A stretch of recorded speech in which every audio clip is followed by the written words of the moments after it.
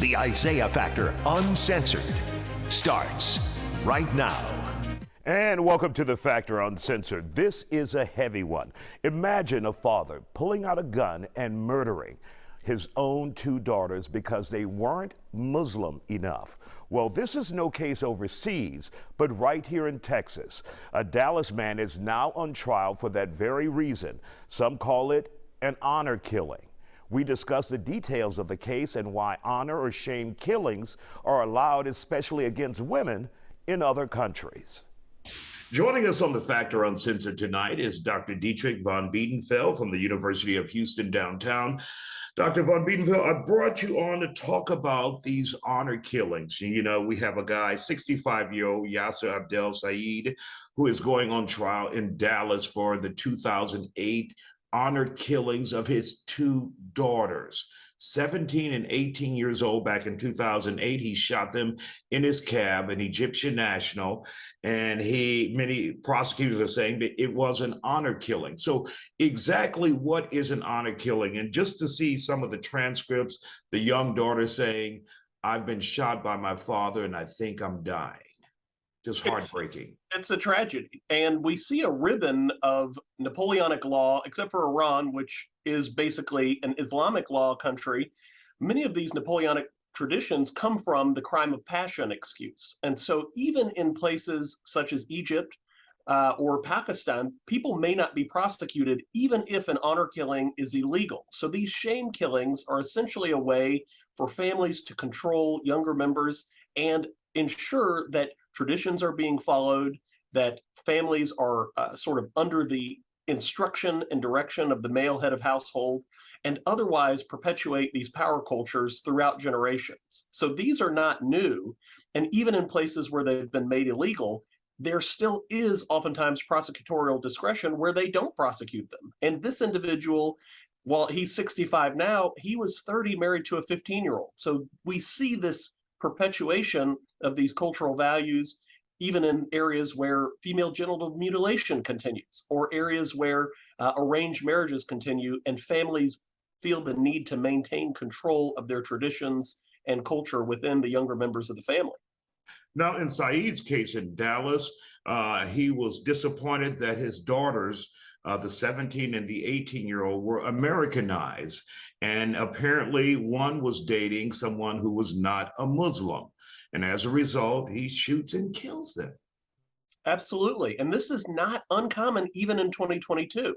And the reality is many times these are male perpetuated behaviors where men may sort of create situations where they kill a wife for adultery, or they even murder children for not adhering to the norms or respecting the authority of their parent in deciding who to marry or who to date.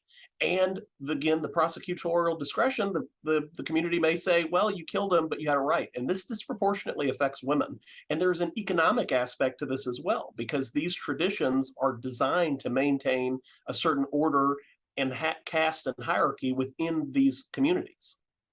Which is very disturbing.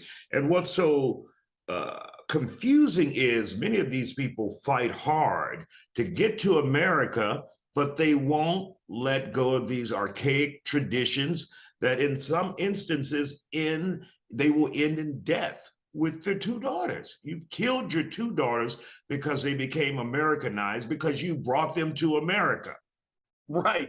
And we know sense. In Texas, right. We know in Texas, particularly pick on those Californians by saying, you know, don't vote for what you fled. Don't sort of create the environment or economic hardships or cultural hardships that you fled in this environment.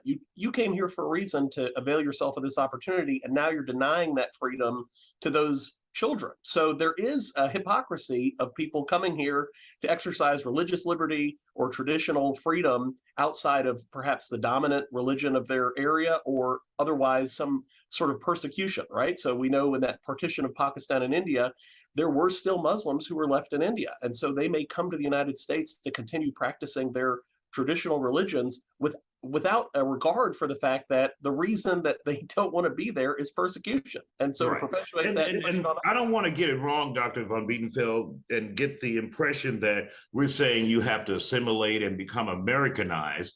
but just don't kill your children. Don't kill your children. You know, I mean, if they're not dating a Muslim, you know, you brought them to America. And what is your role as a parent, right? So if you're not guiding them, if you're not spending time with them to explain to them those traditions, whose fault is that?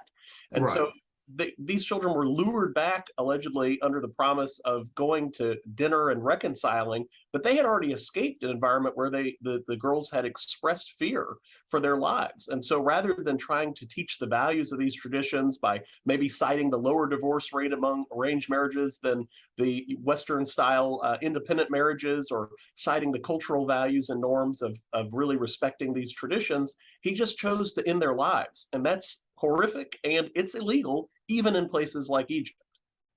Well, we will watch his trial. He's 65-year-old Yaser Said in Dallas, and that trial is underway now. Dr. Van Biedenfeld, thank you for all your knowledge and information on honor killings. It's just mind-blowing to me. Thank you for joining us here on The Factor Uncensored.